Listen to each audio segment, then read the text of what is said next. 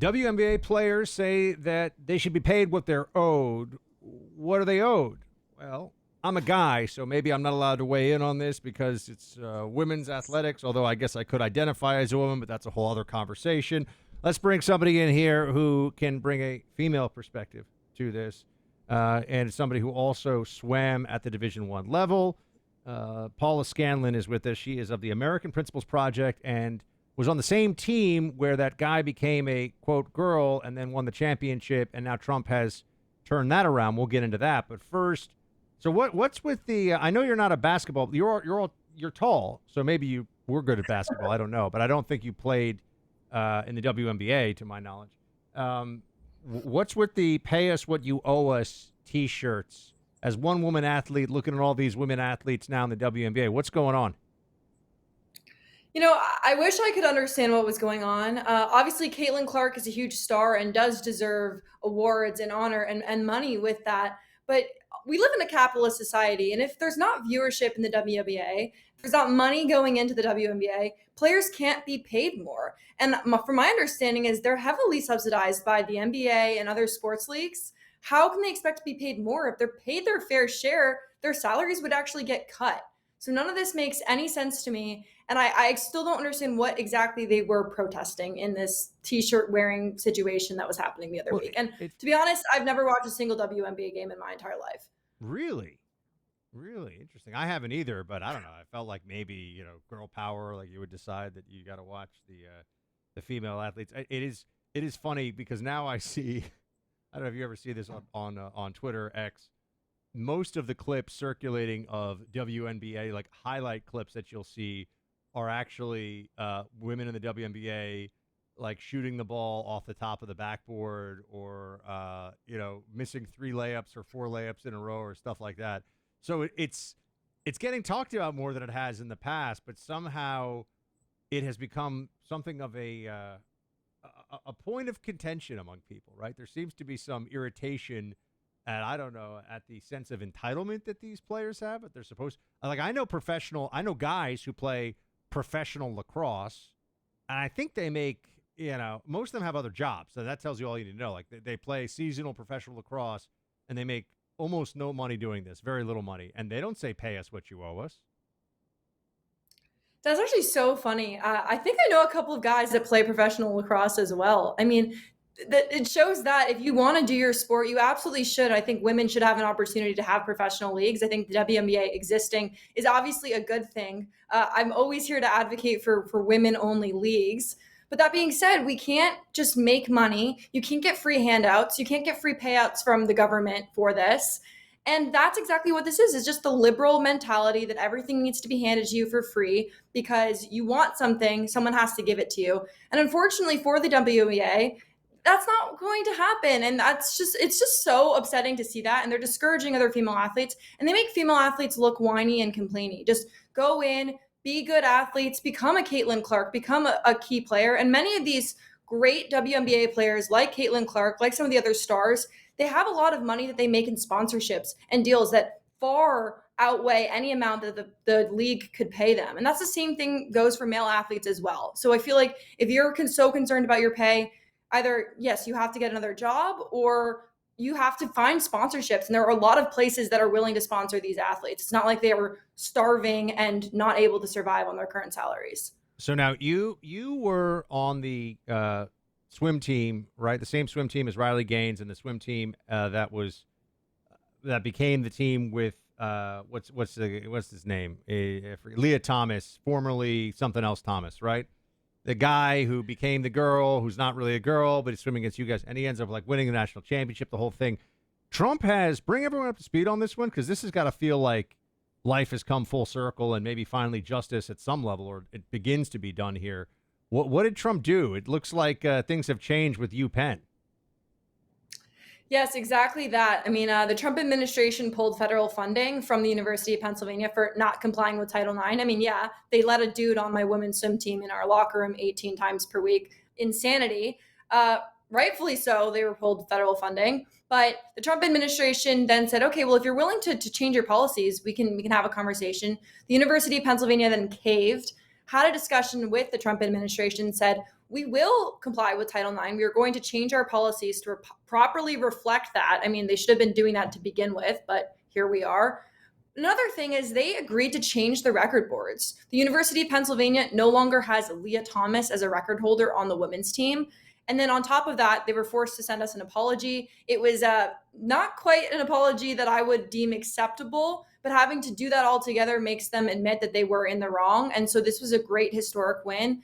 And honestly, we've never seen anything like this. We've never seen any of the universities that have put female athletes through this claw back and change their mind and do any of this. So it's a great first start, but obviously a lot more work needs to be done.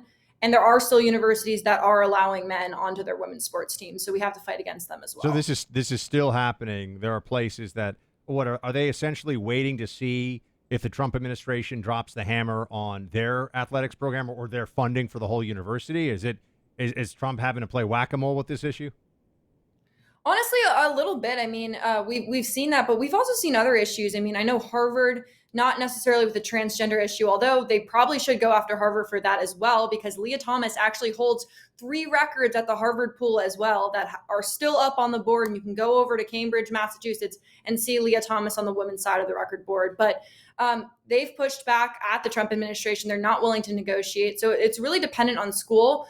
We know San Jose State also infamously allowed a male athlete on their volleyball team. The Trump administration hasn't been able to get them to either apologize to their female athletes or correct some of the records. I'm not sure how you quite do that in volleyball, given that it's a team sport, but there is work to be done to apologize to the female athletes that were forced to endure in this. So again, I am grateful for their leadership. I think they've done a really, really great job on all of this, but there's still a lot of work to be done. And unfortunately, we weren't able to pass federal legislation. So the executive orders and the Trump administration going after them, that's really what we're stuck with here.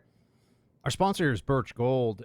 Look, we know the Trump administration is doing a lot on the economy, and that's great, and things are starting to really cook. But you need to take action yourself based on the $37 trillion of debt that has accrued over decades of mismanagement, fraud, waste, and abuse from government spending. And that means having some gold. I have gold here at home. I've got gold bars, gold coins, and Birch Gold Group is who I trust.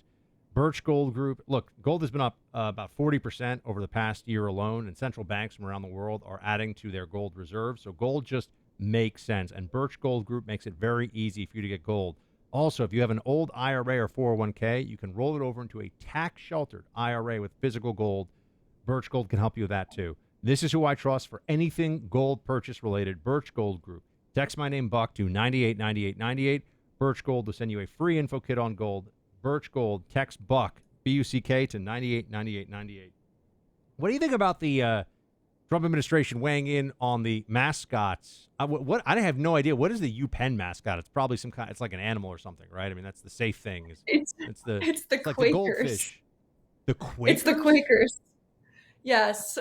How do the Quakers, a peaceful people, usually not what you'd think about as who you would name your like ferocious athletic program after is everyone, so I guess everyone just thinks that one's okay because who cares?